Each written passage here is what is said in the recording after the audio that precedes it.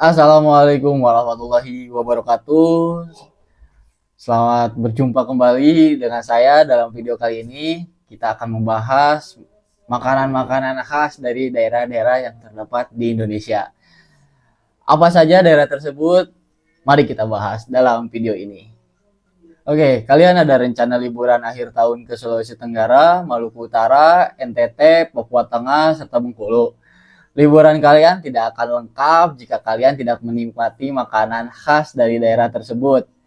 Berikut kita bahas makanan-makanan khas atau unik dari kelima daerah tersebut.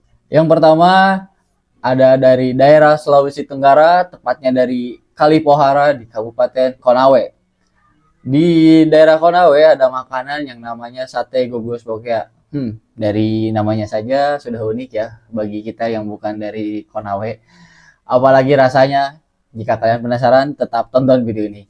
Sate ini terbuat dari kerang. Biasanya dalam satu tusuk itu terdapat 5 daging kerang ya. Sate ini dilumuri dengan bumbu khas yang menambah cita rasa dari sate ini. Sate ini akan lebih nikmat lagi jika dinikmati dan dimakan dengan gogos, yaitu semacam lemper tanpa isi yang dibakar. Sate gogos bokeh ini sangat mudah dijumpai di pedagang keliling, khususnya di daerah-daerah wisata pantai Sulawesi Tenggara. Sate ini dijual mulai dari harga 2.000 per tusuk. Dengan rasa yang unik dan ukuran yang pas di mulut, sate ini membuat ketagihan dalam menikmatinya. Dan makanan ini pun lumayan terkenal di daerahnya ya. Jadi jangan sampai kalian terlewatkan untuk tidak memakannya. Dan yang kedua itu ada dari daerah Maluku Utara. Di Maluku Utara ada makanan yang namanya sambal colo-colo. Sambal colo-colo adalah saus pedas khas Maluku Utara yang menggoda selera. Terbuat dari cabai, bawang, tomat, dan rempah-rempah lokal, sambal ini memberikan sentuhan nikmat pada berbagai hidangan. Kombinasi rasa pedas, asam, gurih membuatnya menjadi pendamping yang sempurna untuk hidangan laut atau daging. Keunikan sambal colo-colo tidak hanya terletak pada cita rasa yang memukau, tapi juga pada warisan budaya dan kekayaan rempah yang melekat di dalamnya.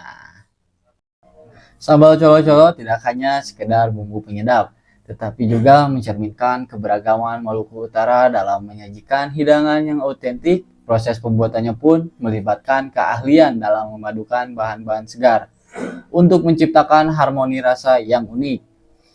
Keberanian dalam penggunaan cabai lokal dan rempah-rempah tradisional memberikan karakter yang khas yang sulit dilupakan. Tentu saja sambal ini tidak hanya mengeksplorasi dimensi rasa, tetapi juga mengundang pengalaman kultural. Di setiap sendoknya terdapat sejarah kuliner yang terjalin erat dengan kehidupan sehari-hari masyarakat Maluku Utara.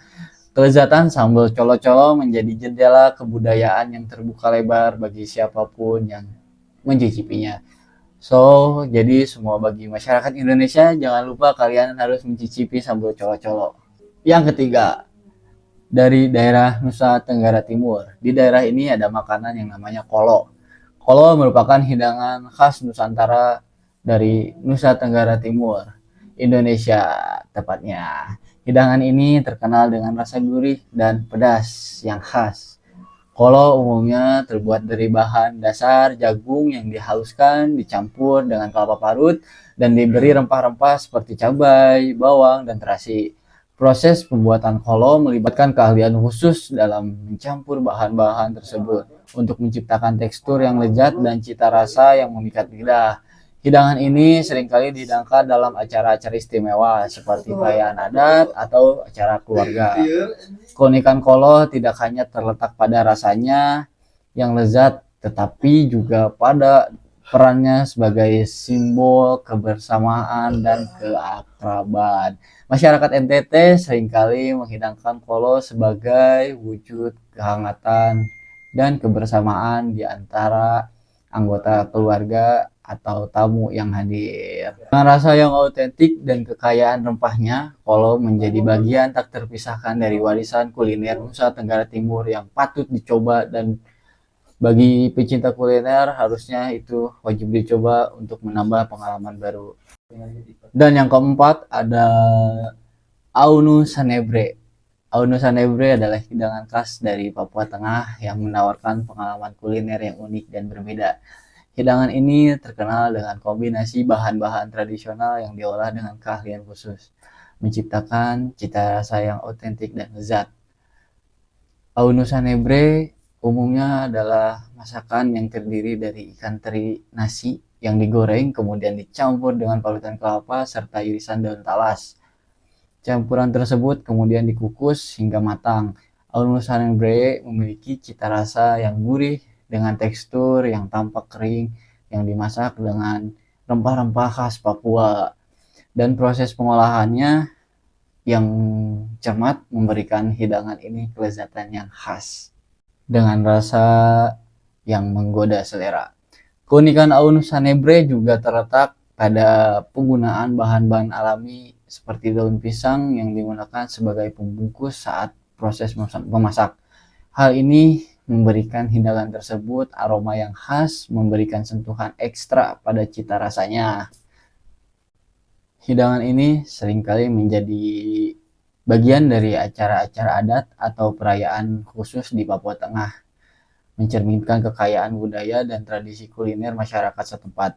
Bagi para pecinta kuliner petualang, Aunu Sanebre menjadi salah satu menu yang patut dicoba untuk merasakan kelezatan kuliner Papua Tengah. Pokoknya ketika kalian berkunjung ke Papua Tengah, jangan lewatkan satu makanan ini.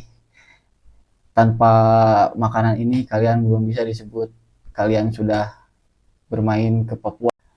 Oke, kita telah sampai pada makanan terakhir, yaitu makanan kelima. Dari daerah mana kelima? Dari daerah Maluku. Oke, kita bahas salah satu makanan khas dan unik dari daerah. Di Maluku ada makanan yang namanya bagar hiu atau bagar hiu. Adalah makanan khas dari Bengkulu yang terbuat dari daging ikan hiu dan dimasak seperti rendang. Makanan ini populer sebagai hidangan untuk berbuka puasa atau sebagai lauk pauk untuk makan siang ataupun makan malam.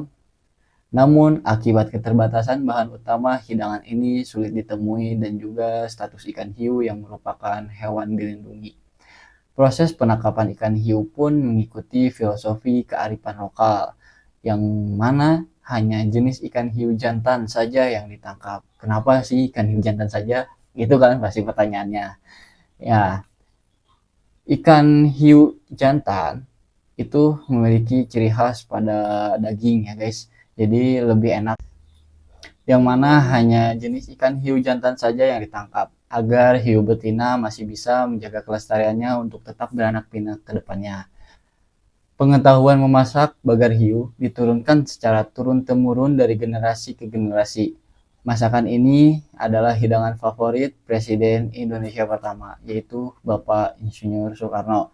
Menurut ingatan kolektif masyarakat Bengkulu, ketika masa pengasingan beliau, meskipun tidak ada catatan resmi yang menceritakan bahwa hidangan ini, namun diperkirakan bahwa bagan hiu dihidangkan di meja makan melalui Ibu Fatmawati atau mertua beliau yang merupakan orang asli Bengkulu. Dikarenakan pada masa tersebut belumlah ada istilah rumah makan, restoran, atau kedai makan, bagar hiu hadir melalui juru masak yang juga menurunkan resepnya ke keturunannya. Tidak semua jenis hiu bisa digunakan untuk diolah menjadi bagar hiu. Hanya jenis hiu punai dan hiu tanduk yang dapat diolah. Sebelum diolah, daging hiu dibersihkan dan dipisahkan antara daging dan kulitnya.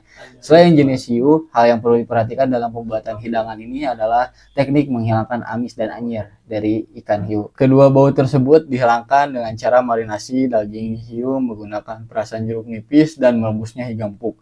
Sebagian orang juga menambahkan daun salam dan daun ruku-ruku sebagai bahan tambahan marinasi.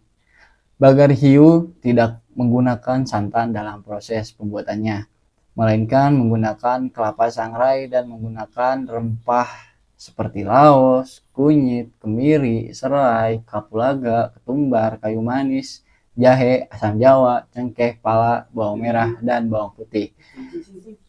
Teknik memasaknya pun perlu diperhatikan khusus agar daging hiu tidak berwarna putih dan kuah menjadi hitam.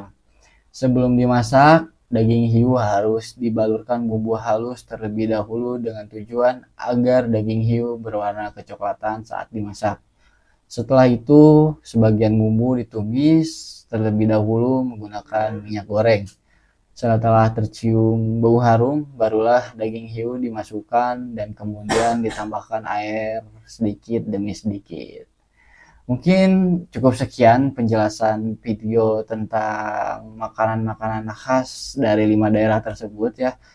Mungkin jika kalian ada daerah lain yang akan dikunjungi untuk berlibur pada akhir tahun kali ini, silahkan tulis di kolom komentar daerah mana saja yang akan kalian kunjungi ya guys. Terima kasih telah menonton. Sampai jumpa. Salam sejahtera bagi kita semua. See you soon. Bye bye.